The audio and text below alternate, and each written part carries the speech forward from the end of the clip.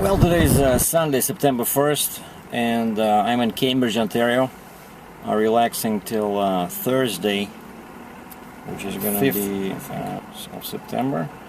I started Saturday in Gibson, Pennsylvania, or I think it's also called New Milford. There's a Flying J truck stop on I-81 North, exit 219, if I'm not mistaken. So I spent the night there, fueled up, scaled the truck, right, and then just drove north on 81 into New York, towards Syracuse. And then in Syracuse I jumped on I-90 tollway and went west towards Buffalo and crossed the border via the Peace Bridge into Fort Erie. And I didn't have the terrain, of course, was hilly, and two things I noticed was that the truck liked when I shifted earlier. You know, normally with the regular load, when I go uphill, I wait till 1100 RPM to downshift, because that's what CAT recommends. But with this 71,000 pound load, it was hard on the engine. So I was shifting at 1200 RPM when I was going up, and I had to watch the temperature pretty closely. You know, the coolant. I didn't let it rise too much. I didn't wait for the automatic, for the automatic to kick in the fan. So I have a manual switch. I can start the fan myself. So when I saw that the temperature was, let's say, past 200 F. I would just start it, and then turn it off once the temperature goes down. But yeah, there was lots of big hills. It was heavy. It was difficult on the truck, but I made it. Didn't run into any trouble with the cops. No scales were open, and there's no scales on the tollway. And the guy didn't give me too much trouble at the border, except he asked when did I have the trouble with customs. I said, I guess you're talking about that incident with tires. I said, I think a month ago or 2 months ago, I don't know. And he said, that's it? I said, yeah, okay. So he stamped my paperwork. Oh, and I met with the guy that wanted to take over my trailer. Like that application, lease takeover application we submitted to GE a couple of weeks ago. And the funny thing is that they never told me this before. And of course I had the contract. I should have just read the contract more closely, but it's written in such legalese, difficult language. So it just, as soon as you start reading like past first paragraph, you fall asleep. I think it's designed that way, so that people don't read the entire contract. There's some kind of subconscious hypnosis thing going on. Anyway, clause 26 of the contract, so you have to be really awake to reach that, says that I cannot sublease the equipment, the trailer, to anyone without the approval of the lessor, of the GE. Who owns this equipment. So that's all they're doing. Like when we do the lease takeover application, I thought it meant that this trailer is no longer mine, right? That I give up possession to another party, and that's why I chose to pay them my ad on Kijiji on the free classifieds on the internet. I said I'll pay you $2,000 cash, because that was the idea, right?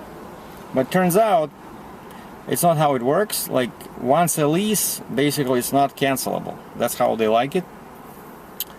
And when I find someone to take over the lease, it just means that I sublease or assign the trailer that I'm still responsible for. So I said, wait a second. Why didn't you tell me this earlier when I asked you for this application? They only told me this when I sent them the application, and when the lady that was in charge of this transfers showed up at work from her vacation. She said, oh, are you aware that you're still going to be on the hook for the trailer? I said, no. So that basically changed everything, right? And the biggest disappointment is that on my trailer lease, they took my truck as a security deposit, so it's also listed on the contract. So basically I cannot sell the truck unless I get rid of the trailer, and that's one of the reasons I wanted to do this, is because my truck is getting old, right? And my YouTube viewers are pushing me for a new truck.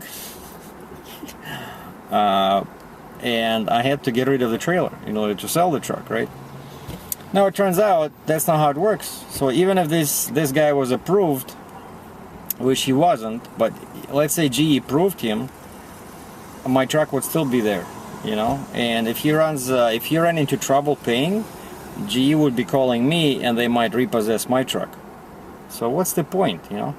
But anyway, yeah, so I got an email from them saying that this particular gentleman was not approved because he had a bankruptcy 5 years ago and he went through divorce. But he's a trucker, you know, and he had a small fleet of trucks. You know, I don't know him, but I met him a couple of times. He looks like a, you know, trustworthy individual. So we met. He suggested we do kind of like a private thing, you know, like a rental agreement. And he lives in Fort Erie, which I was passing on the way from US. So we met in Fort Erie, Ontario, at a truck stop there, and they gave me a contract to look over. And I started reading like the first page, and to my surprise, I still see that he wants $2,000 as bonus. And I said, well, you were not approved, right? And I'm still on the hook for the trailer, so I can still lose my truck. Like, you know, I don't want to give you $2,000 now. And actually, the whole idea of giving someone the trailer without the approval of GE, you know, I don't think it's very smart. Because, yeah, that clause 26 I mentioned before specifically emphasizes that this is not my equipment, right? Like legally, the trailer built that tandem flatbed belongs to GE, so I cannot give away someone else's property, because I think I can run into all kinds of trouble. So basically, the only way this would work and how to release my truck is to sell the trailer. You know, let's say find a buyer, the buyer gives me a bunch of money, I take it to the GE office, give them the money, that's it. The only problem now with that is that I owe them, let's say, $27,000, and the market value for this trailer now is maybe 22, 23 in Canada here, right? Some guy called me actually. He said, oh, I saw your sign, I saw your trailer at the entrance there at the parking lot with the sign for sale. I'll give you 20,000. See, so that's just, well, that was a bit low, but like I said, 22 I think is okay. But because I owe them much more than that, you know, I'd have to come up with the rest, or I can just, what I decided actually to do, I'm just gonna wait 1 year. I'll keep making the payments. Tuesday or Wednesday I'm going to take this trailer to inspection station here in Ontario, DOT inspection, and it expired end of July on that trailer, because I thought I don't need it since I'm not using it, and I thought this guy would be approved, you know, for lease takeover.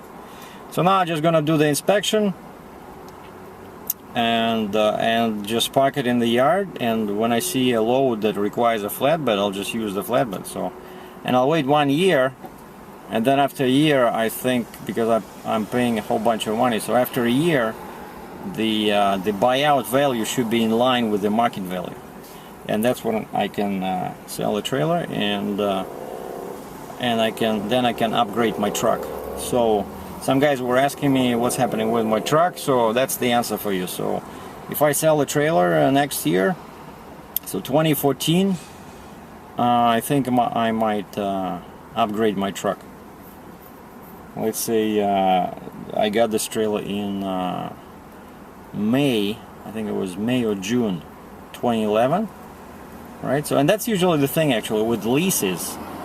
This is not the first time I'm running into this. What I mean is that normally you have to keep leased equipment for at least 3 years. 3 years before you can sell it, you know, because otherwise you're upside down. So that's, of course, I'm disappointed. I thought this guy would take the trailer off my hands, but since my truck is still there as security, you know, I don't want to do it, so I'll just wait. So for now, I'm just relaxing.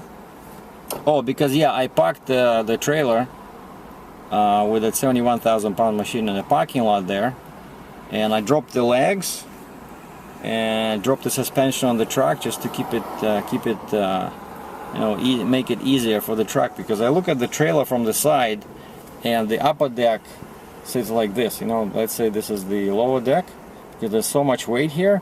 So I even checked a couple of times to see if there's any cracks, because it looks like the trailer is under a lot of strain.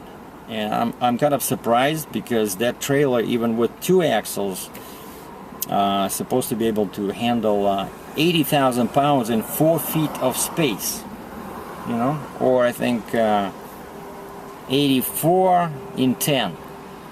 So it's a very strong trailer, but because the upper deck, you know, is 11 feet long and the truck was all the way in the front, it puts a lot of pressure on that point between the upper deck and the lower deck, and it kind of like went down. So I dropped the legs, and now all that weight sits on the ground.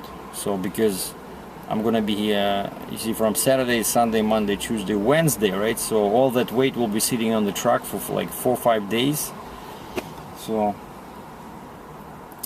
and I'm doing my laundry today. I just gave away a sack of dirty clothes to a laundry lady there. I said, okay, I'll pay you, just do it and tell me when it's ready. I don't want to sit there. So instead I'm going to see a movie. I'm in Kitchener, Ontario, and I want to see this new movie that just came out, Getaway, with Ethan Hawke and Selena Gomez, where they're driving around a loaded Shelby Mustang. I want to see that. Because I'm a driver, right? So I like those kind of you know, vehicles.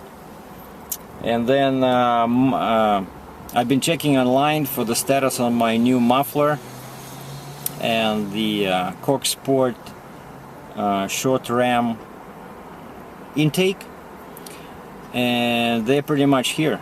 Like the muffler is already imported in. The muffler is coming to Cambridge. So the muffler is in Windsor, Ontario. But because today everything is closed, I'm only gonna get it on Tuesday after the holiday, which is September 2nd, no 3rd, because today is 1st. And I'm gonna then on Tuesday, I'm gonna go on a little road trip. Oh, I'm gonna install the muffler because I want to test it on the way to the US, see how it works. And I'm gonna drive 2 hours on a freeway, so it's 220 kilometers or 130 miles. To US border in Port Huron, Michigan, and on the other side that's where my cold air intake is waiting for me. And I'm gonna install it right there, and then I'm gonna drive back and see how that would affect the, you know, the performance of the car, the sound. I'm pretty sure the sound will be much louder, because I had this experience before with my previous vehicles when I used cold air intakes, and the first thing you notice is not even the surge in power, because usually it's there, even though it's little, maybe like 5 horsepower, you know. But what you do notice is the exhaust note becomes much louder, you know, and I like that. When I drive my car, I want to feel like it's a little race car, you know. And that exhaust, I don't want it to be like high note, like cheap, you know, Korean, Japanese 4-cylinder kind of note, but I want it to be louder and deeper. So we'll see what happens with this Super Pro Street 9000 Spintech. I'm really looking forward to that. So, and then Thursday morning I'm gonna deliver this load to Windsor, actually. Pretty much where I'm going to pick up the intake, but it's on the US side. So I'm gonna do this in the car, and then I'll drive in the truck, drop this load, and I think I already found another load that's gonna be 72,000 pounds, 72000, for a step deck, something 30 feet long, 9.5 wide, so I'll need permits, and I think it's like 9 feet tall, so just for a step deck, but 72,000 pounds. And again, the phone says, you can do it? I said, oh yeah, I'm an experienced heavy hauler, I can do it. I'm doing 71,000 pounds right now, and that one pays $5,800 to go to Tennessee, and it's only 1,000 miles. But from Windsor to get to that place where this load is located in Ontario, Canada, I'd have to drive probably like 400 or 500 miles. But still, you know, it's 500 miles empty, 1,000 miles loaded, 1,500 miles, the gross of $5,800, you know, I say yes. So stay tuned for more. This was a quick update from actually Kitchener, Ontario, Canada.